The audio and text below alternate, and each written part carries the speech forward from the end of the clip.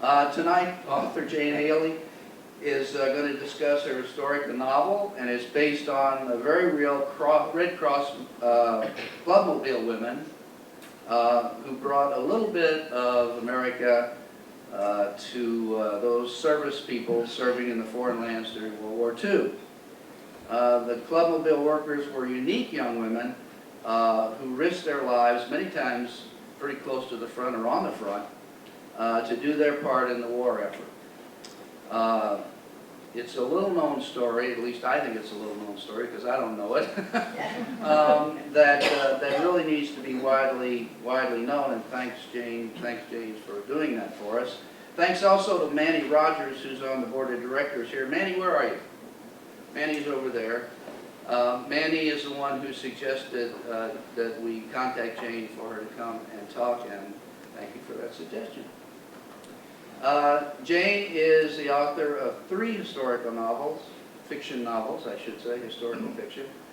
The Beantown Girls was a Washington Post and Amazon charts bestseller, and her latest novel, The Secret Stealers, was on Amazon's first reads and editor's pick, and one of the New York Post Best New Books, and was also on Follick's 25 Best Books for the spring of 2021. Jane's given presentations on history and the research that she does for the history for her books to hundreds of places, libraries, book clubs, things like that. And she also has a monthly webinar and podcast that features historical fiction authors and their latest novels. So you may want to, maybe you'll see more about that. She's a graduate of UNH, so you can all applaud on that. And Northeastern University. She shares a home north of Boston with her husband, 2 daughters, and 2 cats. One of the daughters was supposed to be here tonight, but she flunked out on us, right? Yeah, okay. So she brought one of the cats. When she's not writing, she said that she enjoys time with her family, traveling, running, cooking, oh that's good, and going to the beach. So please welcome Jane Healey tonight.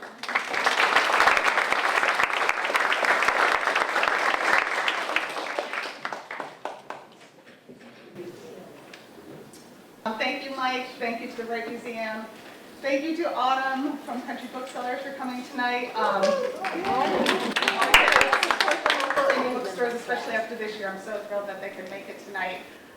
So I have to tell you, this is my first in-person speaking engagement since February 2020. My very first one. So I feel like I should take you all for drinks after this. So great.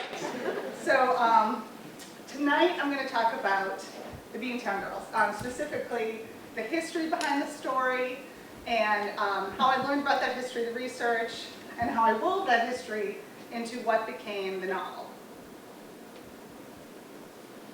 So discovering the Red Cross Clubmobile Girls. My first novel came out in 2017, the Saturday Evening Girls Club, and it did well enough, thank God, that my publisher was looking for a new project for me. And so I was trying to figure out what to write about. I'd always been fascinated with World War II history because my grandfather was on the Navy ships off the coast of Africa and Europe in World War II, and so I was thinking World War II, but I wanted to write about women, about a group of women again. And so I had to just, I started going down different rabbit holes as you do with research, and I saw these, actually on Pinterest you can find a lot of amazing vintage photos, and I came across this photo, and it wasn't this specific photo actually, it was these 4 women standing in a field in England, in the Midlands of England, and it said, Red Cross Clubmobile Girls, 1944. And my first thought was, what's a clubmobile? Because that's not even really a word. And my second thought was, well, who are these women? What's a clubmobile girl? And so I learned that they were hired by the Red Cross, they were recruited by the Red Cross to serve coffee, donuts, and smiles to men at the front lines of the war, the troops at the front lines of the war in World War II. And that kind of, the more I learned, the more fascinated I was, and that kind of sent me on my way. Before I want to get into kind of what the Clubmobile program was, I want to talk a little bit about the Red Cross in World War II because I didn't realize how pervasive, some of you might have been more aware of this depending on parents or grandparents, but how pervasive the Red Cross was in the lives of Americans then. So 7.5 million volunteers with the Red Cross at the war's peak. They worked hand in hand with the military. 40,000 paid staff provided services at home and abroad to 16 million military personnel. 3,000 U.S. women volunteered to go overseas with the Red Cross. When I say volunteered, they volunteered to go, but these were paid positions overseas. And this stat was really fascinating to me. By the war's end, every single household in the U.S. had a member who had served in the Red Cross or made contributions of money or blood to the Red Cross or was a recipient of Red Cross services. So it just shows you the breadth of their engagement in daily American life. So the Clubmobile program was, Harvey Gibson, who is actually a New Hampshire guy. He founded Cranmore Resort. He actually was head of the Red Cross in the UK, and the military over there, obviously, particularly in the latter part of the war, morale was a huge issue. And so the military said, it's wonderful that the Red Cross has these clubs in all the major cities. What can you do? You need to do more for our guys in the field. What can you do? And so he conceived of this idea of bringing the services to the soldier in the form of clubmobiles, clubs on wheels. And so he came up with this program around September 1942 and decided to do a test run in the UK before bringing it over to the continent of Europe. And this next part is footage that I love. I added it to the presentation. It's because it really gives you a sense of him, and he's visiting some of the girls in the field in the UK. And you can see the uniforms and how delighted he is and how delighted they are to be there. So I'll just play this for a quick sec.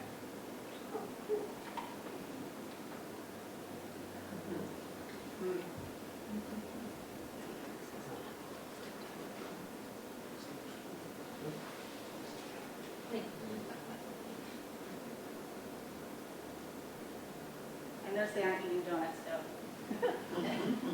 I'll get to that.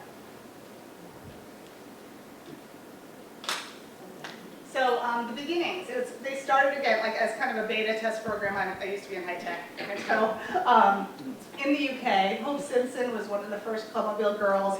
She helped found the program with Harvey. The first Clubmobile was the St. Louis. It was a green line bus that they converted into a Clubmobile. I have some pictures of that I'll show you.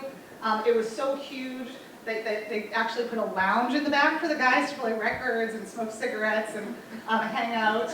Obviously, those green line buses could not make it over to the continent on Liberty transport ships, so they had to come up with something else. So they converted 2.5 GMC trucks to send over to the continent of Europe. And in the UK, the girls had a driver, a British driver, but for the continent of Europe, they had to learn to drive these GMC trucks. And some of them worked, some of them were from the country, worked on farms, no problem driving, but some of the girls grew up in the cities and never had a license over here. And then they had to learn basic auto maintenance and how to drive these huge trucks over there. So it's interesting. There's a lot of stories, and one of them is in the book, is also based on true stories of how some manage better than others. So becoming a Clubmobile girl, really sophisticated recruitment campaign across the U.S. to find these women that were fit for the role. It was a prestigious and coveted assignment. Only 1 out of every 6 women who applied to be a Clubmobile girl was selected. They had to have multiple reference letters, they had to have physical exams, many rounds of interviews to see if they had the right personality.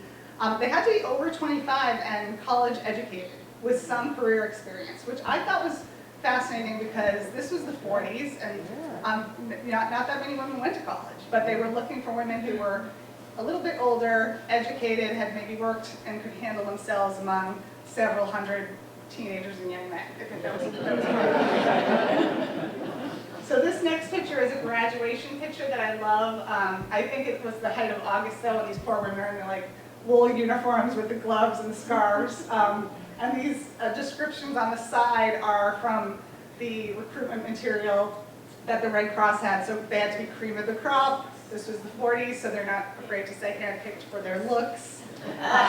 Education, personality, experience in recreational fields, hardy physically. They had to be in really good shape. These women were on their feet for 14 hours a day. They had to lug huge tins of lard and things of flour all over the place. So they had to be in shape. And of course, all-American girl next door type, you know, again, the 40s. So, and if you can see in the blue, someone had put like me, Peg, Di, and Joe, they're, you know, her friends underneath. I like that. So training, you know, you can tell by her expression, like donut making was like not their favorite part of the job. I'll get into that. This is Catherine Spatz. Her father was an officer in the military, so that's how she ended up being a clubmobile girl. She was training started in DC at American University. At first it was 6 weeks, but the program became so popular they compressed it down to 2 weeks. Training in military procedures and security, again, interviews, lots of group dynamics, small talk, recreation course. They had to learn how to play badminton and volleyball if they didn't know how, and things like that. So then, after their training at American, they went over to London for some additional training before they were sent out in the field. And it was interesting to me because they were all very proud and excited to serve their country. But from the letters and diaries, and particularly the diaries that I read, because they were a little more uncensored, they, you know, it was a shock when they got to London, because London was still being bombed constantly. V1 bombs, pilotless bombs were coming down on the city all the time.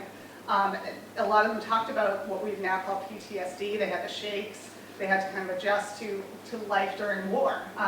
So that was a shock to their system. So, you know, training continued there. Air raid drills. You know, in the book I talk about, they stayed in dormitory-style buildings all around London, and 2 women every night had to wear their helmets and stand on the roof, and they knew what to look for and listen for in terms of the V1 bombs, and if they heard it, they had to, I mean, not exactly high-tech, they had to ring a bell and knock on everyone's door, and everyone slept in the basement that night. And that happened often enough.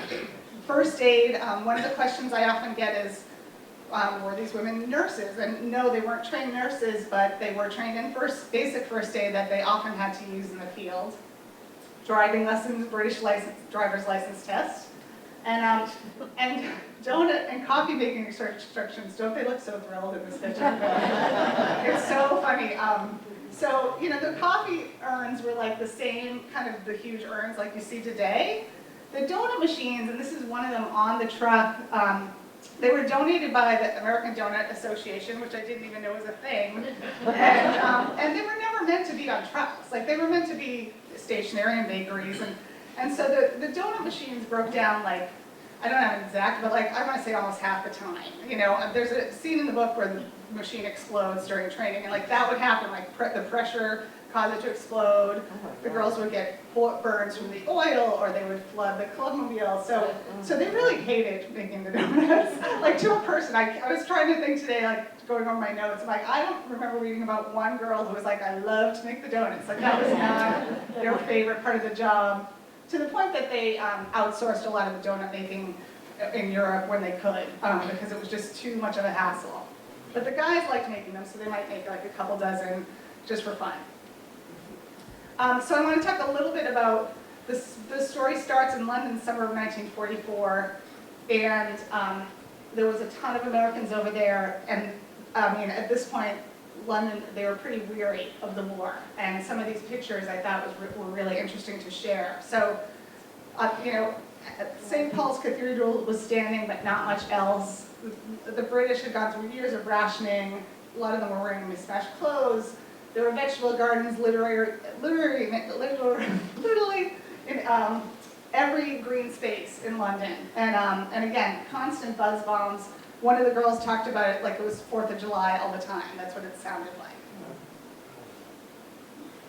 So over 1 million US soldiers in the UK that summer, and the British people were not super psyched about that. Like, it was like we had taken over.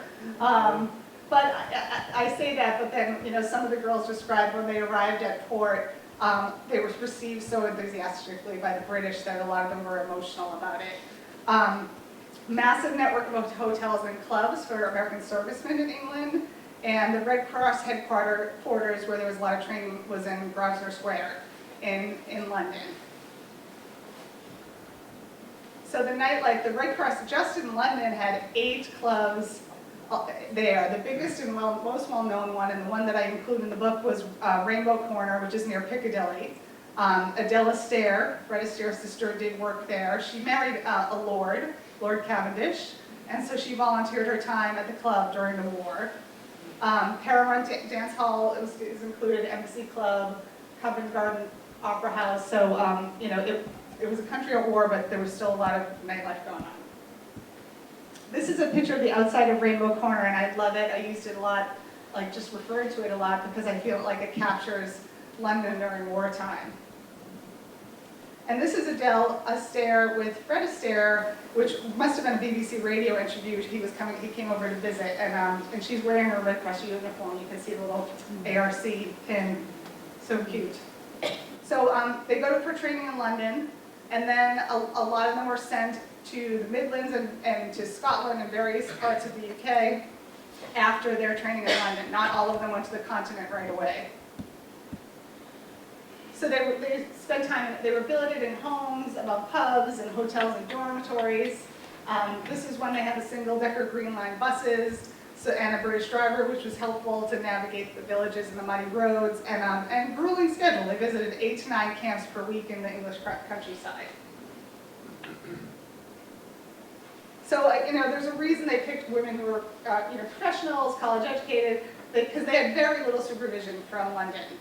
You know, they were kind of on their own. There was one woman who was in charge of the whole group of clubmobiles, but the girls were pretty much on their own. And so, you know, donuts and coffee all day long. They cranked out 48 dozen per hour, these machines, when they worked. I should have mentioned that they were like industrial.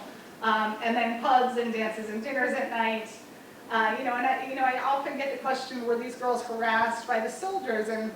And a lot of them said, you know, if we were, most of these guys put us on pedestals. There was so much respect for what we were doing and why we were there that if a guy stepped out of line, chances are 5 others would step in and get him out of there. They could date, but only officers or higher, lieutenants or higher.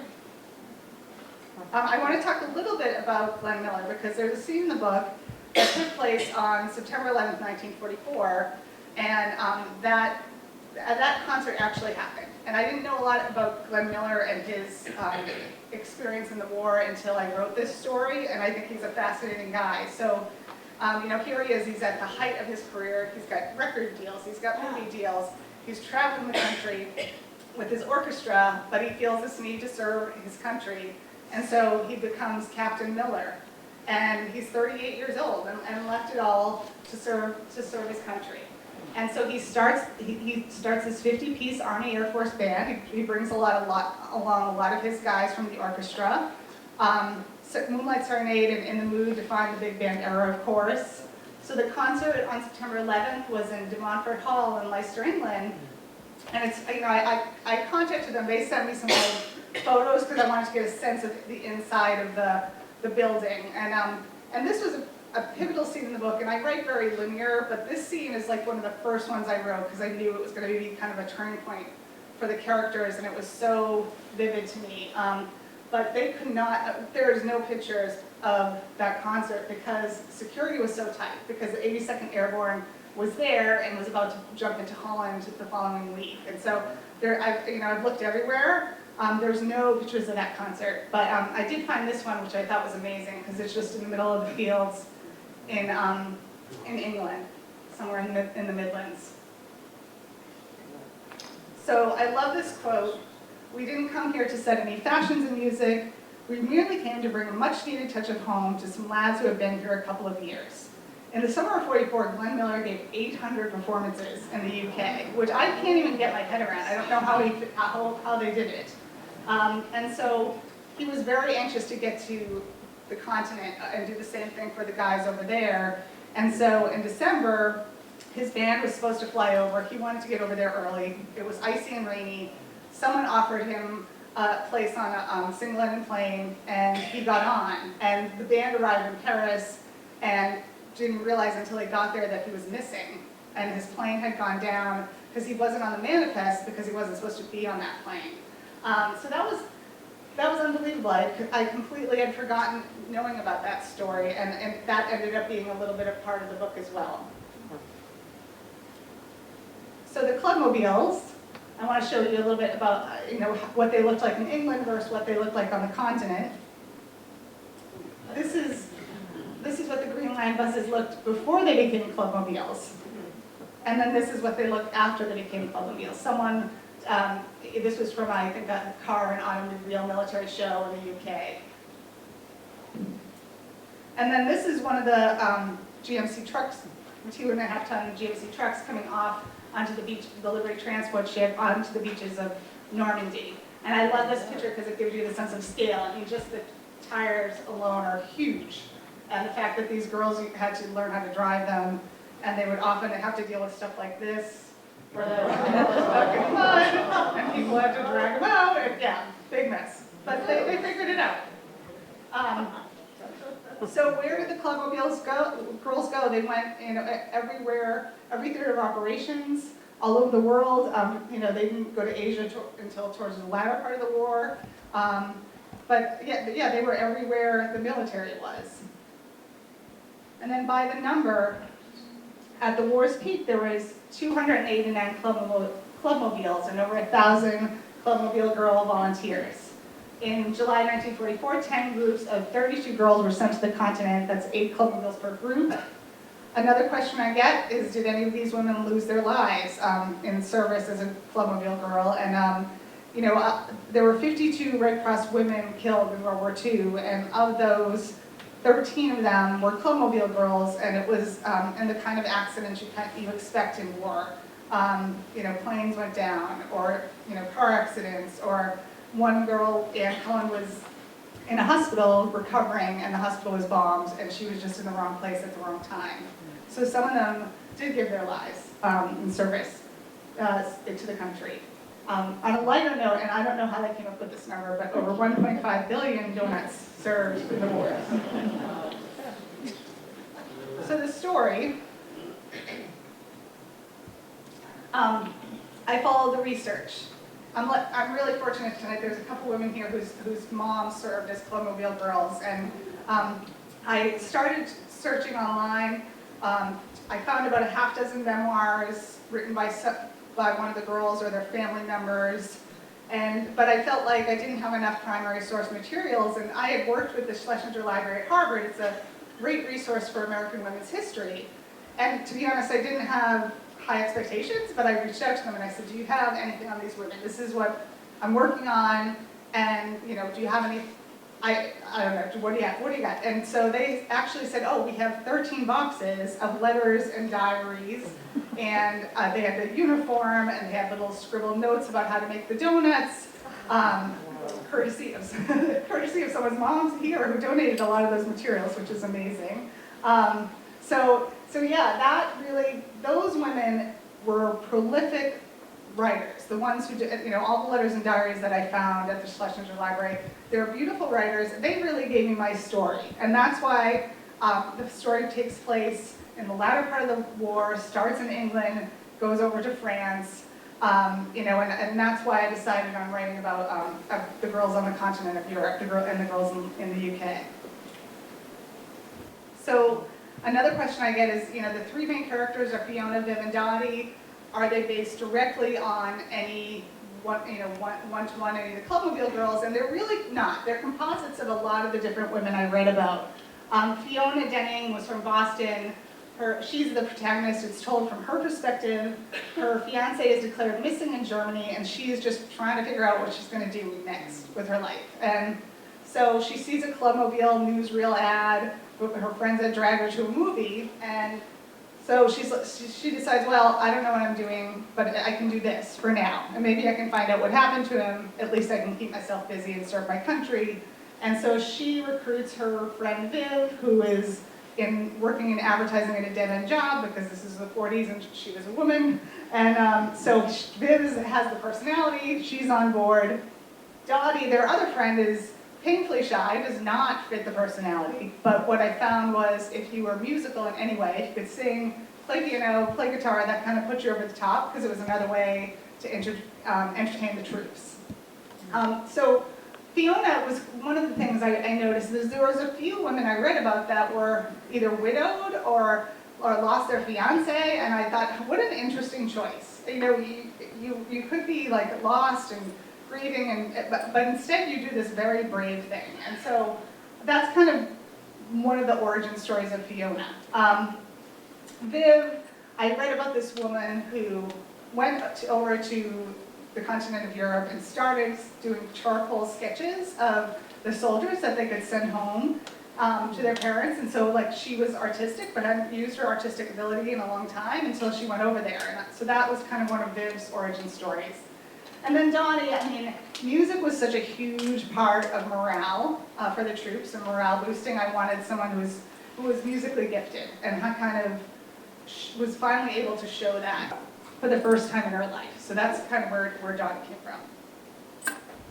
So the story starts, this is I'm a nerd, so I made a Google map of where they go. And the story starts in London, and 1944 to 45, including the Battle of the Bulge. I did not know, I mean, I knew what I knew from school, but I didn't know a ton about that until I wrote this story. And it was the bloodiest battle in, I think, on the continent of Europe. It was the coldest winter on record. What those guys suffered through was unbelievable. 82nd Airborne and the 28th Infantry Divisions played a large role in the story because they played a large role in the stories of the women that I researched. And so I ended up doing a fair amount of military research because I wanted to make sure I got their stories right, that wherever they were in Europe, wherever they were, made sense and lined up with history. And then Villefranche-sur-Mer is in the book because, and Antibes and that whole area, the south of France, because at the war's end, there's the Red Cross and the military rented out all these hotels for guys and girls to take leave, and it was like a huge bash in the south of France, and so it was just, the pictures were amazing, and I knew I had to write about it. That's also one of my favorite areas of the world. So why this story? These women clearly, from their letters and their diaries, knew they were witnessing history and had fascinating stories to tell. And I don't include any spoilers in my presentations, but I have historical notes in the back of each of my novels, and those cover kind of big details of what's fact versus fiction, but there's a lot of vignettes and little smaller stories in my book that I didn't include in those notes, and I'll just share one, but there's many of them.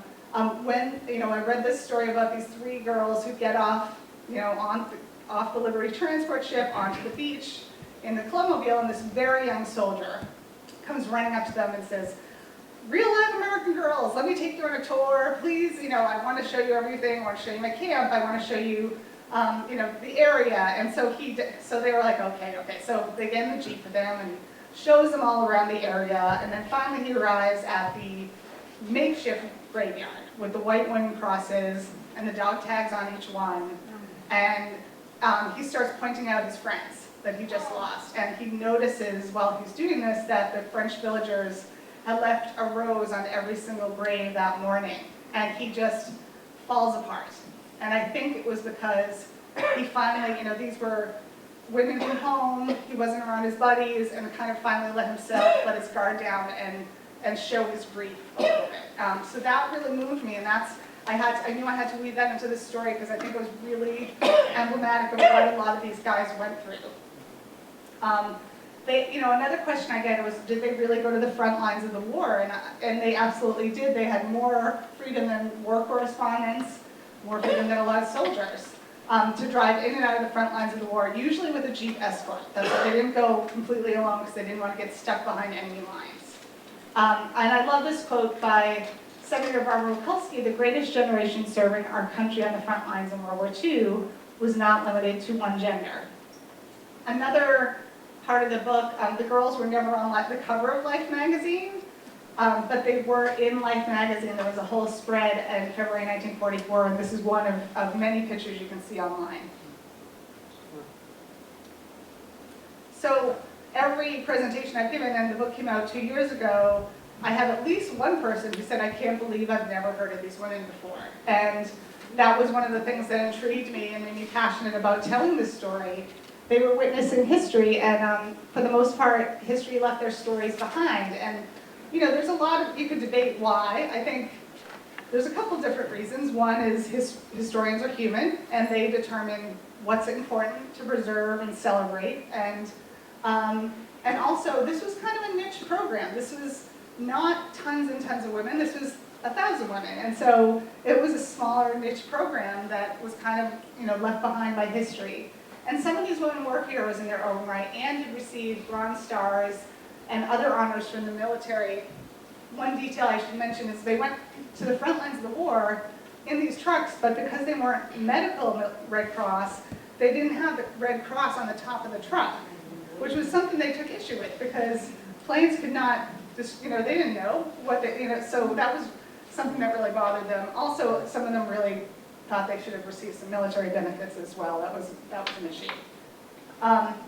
One spoiler, because I get an email probably every other week about this one. And this is a picture from World War II.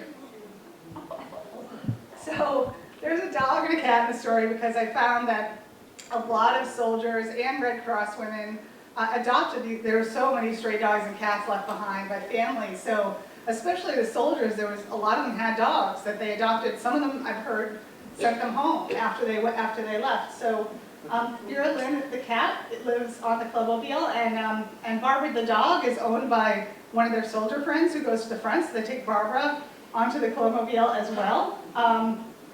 So you know, it's clear at the end of the book that Vera Lynn makes it through the war. She's named after the famous singer, Vera Lynn. But I get at least one email, like I said, every other week or so, like, did Barbara make it through the war? Like, is Barbara okay? I mean, like, and I guess I didn't like wrap up that plot thread. So yeah, Barbara made it through. Back, yay, Barbara. Takes it back to her soldier. It's all good. So, and you know, right after the book came out, that was one of the first emails I got. My husband's like, "You're gonna hear about Barbara a lot." I could just tell her. Sure enough, yeah. So this is a personal story. It's one of those weird coincidences in life. We had two friends, they had passed away, Helen and Ben, really good old family friends on my mom's side of the family. And Helen was a military nurse during the war. Her name's on the monument in DC. Her husband Ben was a conscientious objector, so he was a medic in the war. And so when I was working on this, Helen recently passed away. But when I was writing the story, my mom talked to Helen once a week. She lived in Florida. And she told Helen what I was working on. And Helen was like, that rings a bell. And so she went through Ben's old photos. And she found this photo of Ben at the Battle of the Bulge in front of the Red Cross Clubmobile Buffalo Bill having a coffee and a donut, which is just unbelievable. It was unbelievable. And I knew Ben at a much different state of his life. And this young, handsome guy, I had to include Ben in my presentation. So that's why Ben's there. My husband's in marketing, so I have to add this part. So I have a newsletter you can subscribe to. It's mostly about upcoming events. I started, during the pandemic, I started doing this webinar/podcast called Historical Happy Hour. And so I interview historical fiction author friends to try to support other authors who have books coming out. And so last week I did, I interviewed Mark Sullivan, who wrote Beneath the Scarlet Sky. Oh, so great. And his latest book, The Last Green Valley, is also phenomenal. And so I try to do it, I do it monthly, sometimes bi-monthly, and you can just sign up for my newsletter and you'll get the invitations. And it's usually the third Thursday of the month. And so that, and you can find me pretty much everywhere on social media, for better or for worse too. So before I take questions, I just want to say there's two reasons I had to write this story, and one is just to honor the history of these women, and I hope I did right by them. And the other, this is one of the inspirations for the cover of this picture. And the other is, it's about women who changed their minds and changed their lives. And I think that's a theme that runs through all three of my novels. They changed their minds about what was possible and changed the trajectory of their lives. So thank you for coming to my very first in-person speaking engagement in 18 months, and I'd love to take questions. Thank you so much.